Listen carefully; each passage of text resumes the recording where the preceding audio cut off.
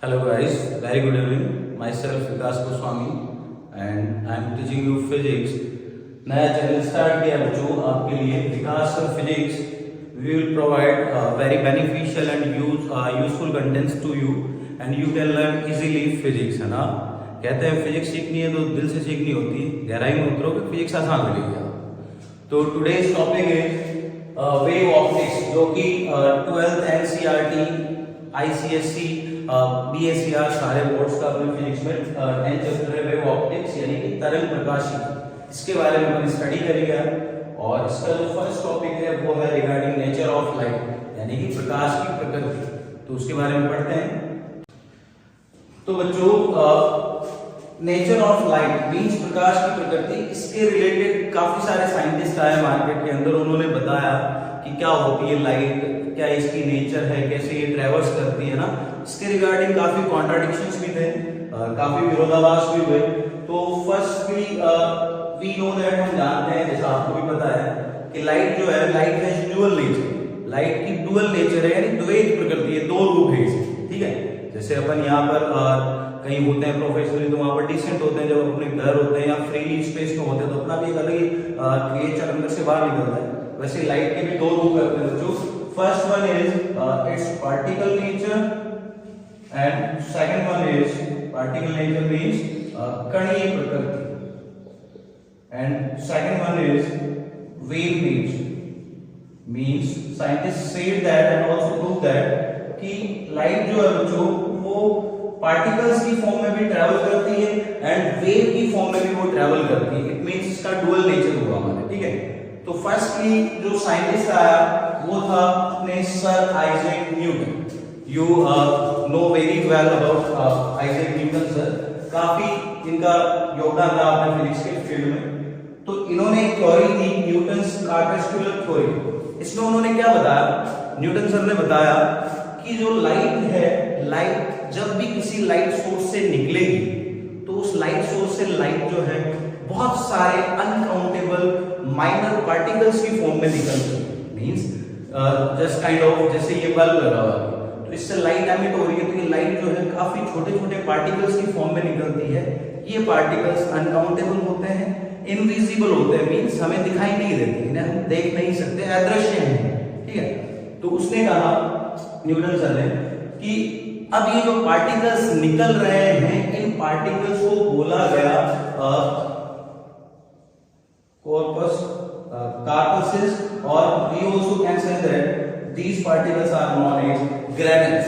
इन्हें granules या कार्पसेस बोला गया. हिंदी में इसे अपन कहेंगे कणिका. क्या बोलेंगे बच्चों? कणिका. न्यूटन ने बताया, जैसा कि हम जानते हैं कि लाइट जो होती है, लाइट है 7 कलर्स.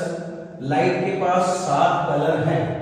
आप अच्छे से जानते हैं उसको, आपने प्रीवियस क्लासेस में पढ़ा है 10th में, 9th में, 11th में, फिर भी यानी कि 7 कलर्स लाइट के अंदर अवेलेबल होते हैं. ठीक है, तो न्यूटन सर ने कहा कि जैसे मान लो मैंने ब्लू कलर ले लिया, तो उन्होंने बताया कि एक कलर की जो ग्रेनुल्स हैं, एक ही कलर की जो कणिकाएं हैं वो सभी एक जैसी होती है, यानी सेम होती है. वो एक जैसी ही होगी, वो हमारे पास में अलग अलग कभी नहीं होगी. जैसे ग्रीन कलर आपने उठाया तो ग्रीन की जितनी भी ग्रेनुल्स होगी, कणिकाएं होगी, वो सभी समान होगी, एक जैसी होगी. But there is a contradiction. What is that? कि बच्चों जो अब आपने ग्रीन लिया, ग्रीन की सारी ग्रेनुल्स सेम है, बट जब आप येलो के ग्रेनुल्स को देखोगे, इसकी कणिकाओं को देखोगे, तो न्यूटन सर ने हमें बताया बच्चों कि ये जो ग्रेनुल्स है ये एक कलर की तो सेम होती है बट दूसरे कलर से डिफरेंट होती है हमारे पास. ऐसा न्यूटन सर ने. ठीक है, कोई दिक्कत नहीं. फिर आगे जाकर एक थोड़ी सी दिक्कत आ गई. न्यूटन सर फंस गए, उन्होंने कुछ गलत बता दिया. क्या कहा उन्होंने? जैसा हम जानते हैं कि जो साउंड वेव्स होती है, साउंड वेव जब ट्रेवल करती है तो मीडियम जैसे जैसे डेंसर होता जाएगा, डेंसिटी मीडियम की बढ़ती जाती है, तो साउंड वेव जो है बच्चों उनकी स्पीड भी बढ़ती जाती है ना. The speed of sound wave becomes increases in density of the medium. ऐसा न्यूटन सर ने कहा. ठीक है, ओके, बात कोई दिक्कत नहीं. इसको बेस बनाते हुए न्यूटन सर ने कह दिया कि ऐसे ही साउंड वेव ध्वनि तरंगों के जैसे ही हमारे पास जो लाइट है, लाइट वेव्स है, इनकी स्पीड भी डेंसिटी मीडियम की जैसे जैसे बढ़ेगी बढ़ती जाएगी। यहां पर न्यूटन सर ने पंगा कर दिया और न्यूटन सर फंस गया कि जैसे जैसे मीडियम की डेंसिटी बढ़ती है लाइट वेव्स की स्पीड भी बढ़ती जाती है, जबकि रियलिटी जो है, वास्तविकता जो है, जैसा इस दुनिया में बताया गया है, वास्तविकता इसके जस्ट अपोजिट है। क्या है? हम जानते हैं कि जब बात आए वैक्यूम और एयर की, तो वैक्यूम और एयर के अंदर स्पीड ऑफ लाइट मैक्सिमम होती है। कितनी होती है? 3 × 10⁸ मीटर पर सेकंड, ये मैक्सिमम, ये रियलिटी है।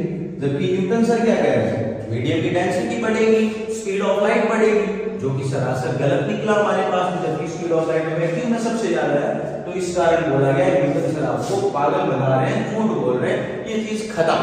तो इस प्रिंसिपल को रिजेक्ट कर दिया।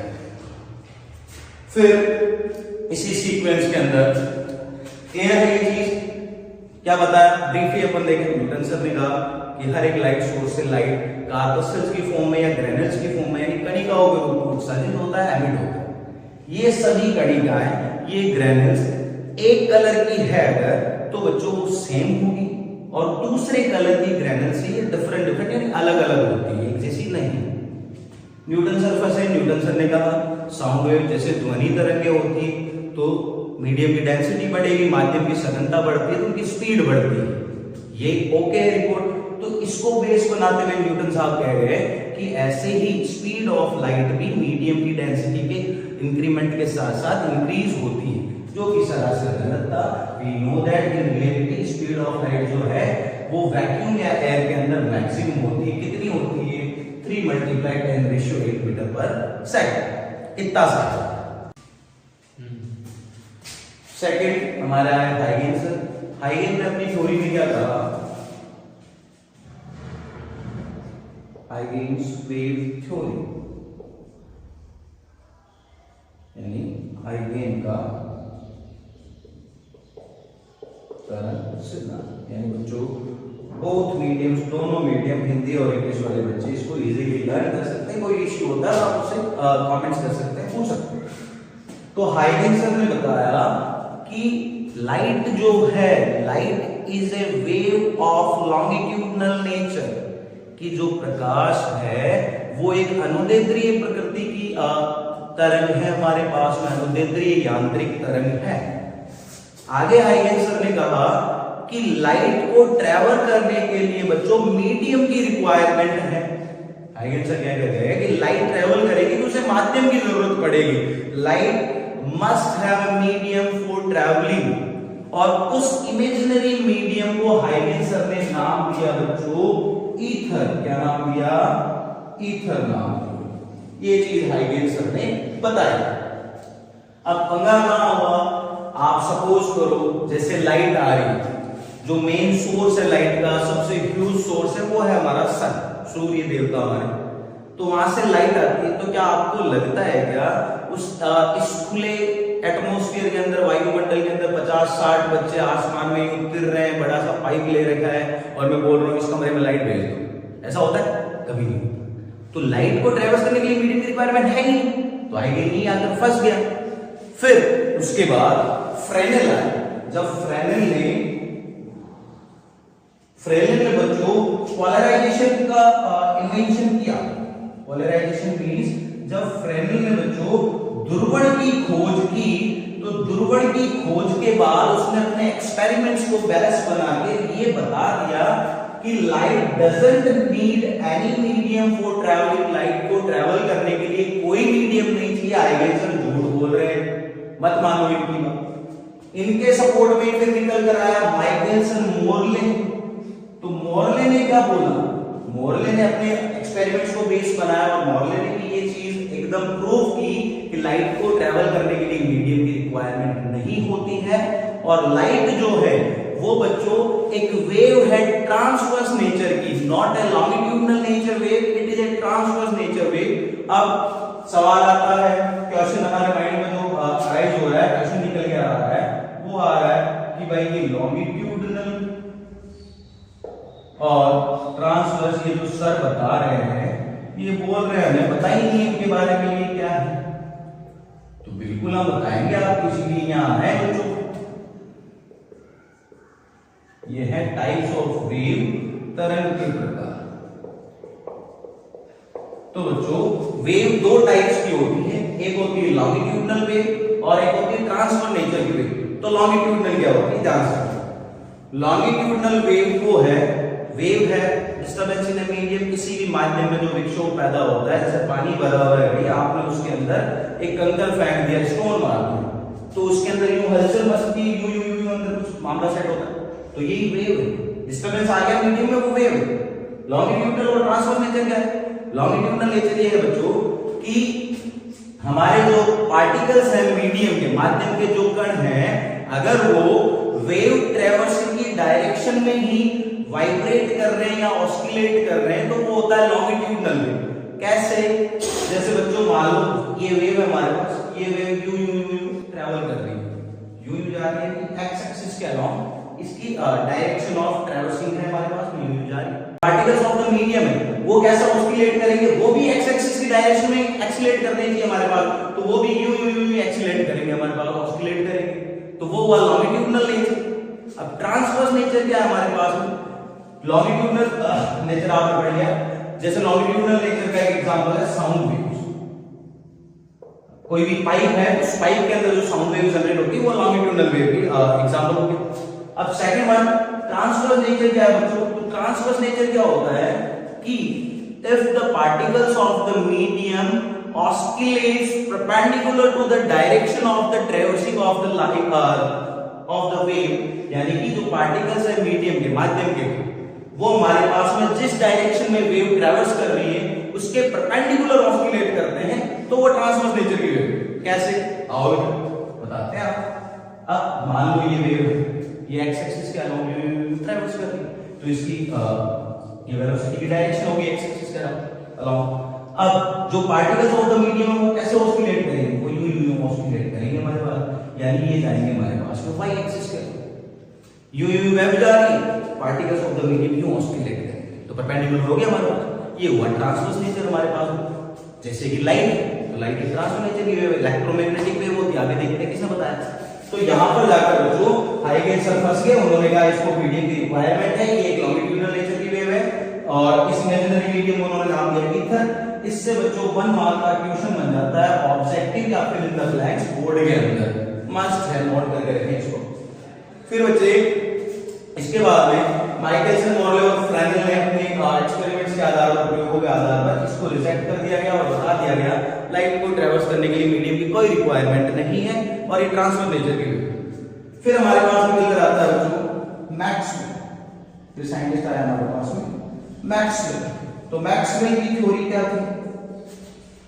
तो फर्स्ट ऑफ ऑल मैक्सवेल जो था, इसके बारे में आपने पढ़ा जो चैप्टर 8 था आपके पास में, इलेक्ट्रोमैग्नेटिक वेव। इलेक्ट्रोमैग्नेटिक वेव, तो इलेक्ट्रोमैग्नेटिक वेव्स के अंदर अपने टाइप्स ऑफ वेव्स पढ़ा था, उसके अंदर मैक्सवेल आया था। तो मैक्सवेल ने अपनी 4 मैथमेटिकल इक्वेशंस दी थी। कितनी इक्वेशंस दी थी?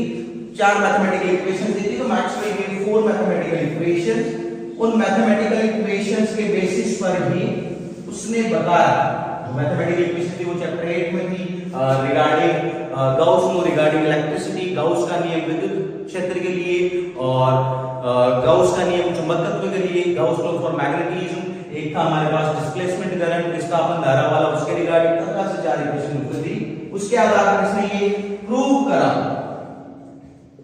इसने प्रूव करा कि प्रूवन दैट, क्या प्रूव करा कि light is a wave of transverse nature, light अनुप्रस्थ प्रकृति की तरंग है और ये एक इलेक्ट्रोमैग्नेटिक वेव है। Light is a electromagnetic wave. ध्यान दें, इस पे फोकस करें, चैप्टर 8 में इसमें काफी डीपली पढ़ा गया है इसको। इलेक्ट्रोमैग्नेटिक वेव क्यों बोला गया? कि लाइट जो है उसके अंदर इलेक्ट्रिक फील्ड भी होता है हमारे पास में और मैग्नेटिक फील्ड भी होता है, इन दोनों चीजों से मिलकर लाइट वेव बनती है। तो बताया गया लाइट एक अनुप्रस्थ प्रकृति की विद्युत चुंबकीय तरंग है, यानी कि ट्रांसफर नेचर की इलेक्ट्रोमैग्नेटिक वेव। तो ये मैक्सवेल ने बिल्कुल सही कहा, एग्जैक्ट कहा, इसे ट्रैवर्स करने के लिए मीडियम की रिक्वायरमेंट नहीं। ये हो गया 3 प्रिंसिपल हमारे। चौथा फिर निकल कर आता है प्लांक्स थ्योरी।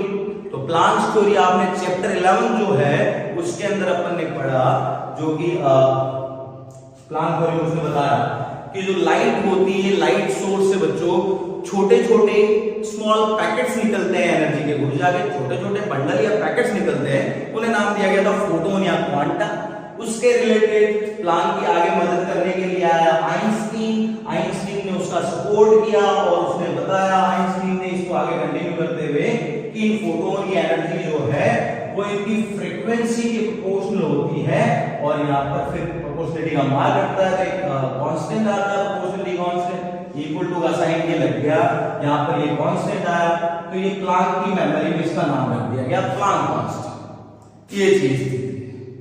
तो इस टाइप से चारों प्रिंसिपल जो आपके थे इस चैप्टर में, इनिशियली यहीं से स्टार्ट होता है, उसका इंट्रोडक्शन है, ये खत्म होते हैं चारों, बहुत इजी है, इनमें कोई इश्यू आप उससे पूछें। तो फाइनली क्लियर हुआ इनके अकॉर्डिंग कि लाइट डुअल नेचर है, इसकी द्वैत प्रकृति है, वेव फॉर्म में भी होती है और पार्टिकल्स फॉर्म में भी होती है, और इसे ट्रैवर्स करने के लिए मीडियम की रिक्वायरमेंट नहीं है। इसका नेचर ट्रांसवर्स है यानी अनुप्रस्थ प्रकृति की तरंग है, और विद्युत चुंबकीय तरंग है यानी इलेक्ट्रोमैग्नेटिक वेव भी हमारे पास में है। That's it, thank you. कल फिर मिलेंगे बच्चों इसी टाइम, और कोई इश्यू आप मुझसे पूछें। Physics is a very easy subject, बस आपको दिल से पढ़ना है, बाकी हम हैं दिल से पढ़ाने के लिए। Thank you, have a good day.